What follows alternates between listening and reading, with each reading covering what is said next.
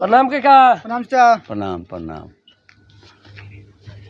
कहाँ मकान पड़ी? ए जी हमनी के मकान यही जो हफ्तापुर पड़ी। अच्छा तब का समाचार? ए जी हमनी के वही से एगो लइका खाती हाँ। नौकटू के कोनो लइका बा का? अच्छा हाँ बालोक तो का नहीं बालोक। हाँ वही बालोक, लइका बालोक। खाती वही हो। हाँ निमन हो लोग, खर खानदान सब निमन हो। अच्छा हाँ ऐसे कहनी रहुआ लग बनी ए बाबू है आउ नु। हाँ चाचा बोले तनी बीड़ी धराओ, बैठ तनी बीड़ी धराओ। रुके धराओ तने लइका ठीक हो नु?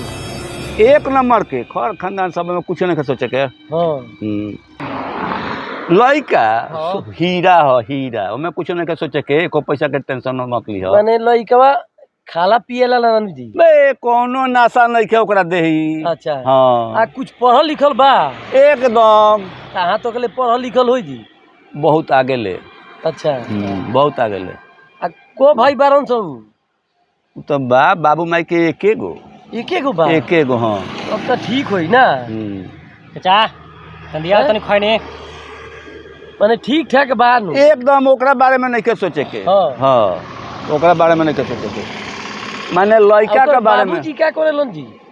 ओकर लड़का बाबू कलकत्ता रहलन एथी में, वहू जब बिल्डिंग बा।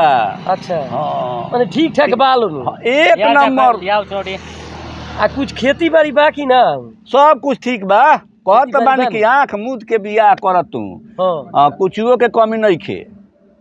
लड़का के चाल चलन खर खानदान हाबी जाबी साथ संगत अनु खाइल पियल, माने कुछुओ के बारे में मत सोचिए ना पहले। तब काका लइकवा के ना बतैनी हो? अरे इहे नु लइकवा हो।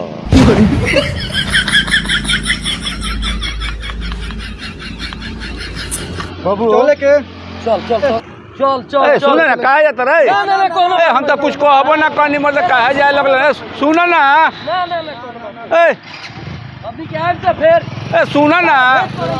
गा चाचा हम तोहरे साथ रह तनी उड़ तनी बड़ तनी खात पियत तनी, आ तू हमरे बियाह करत रह। बियाह कटवा भइल बारो, आज तार कपार फाड़ दे मम्मा, आज तार कपार फाड़ दे। अरे बाप रे बाप।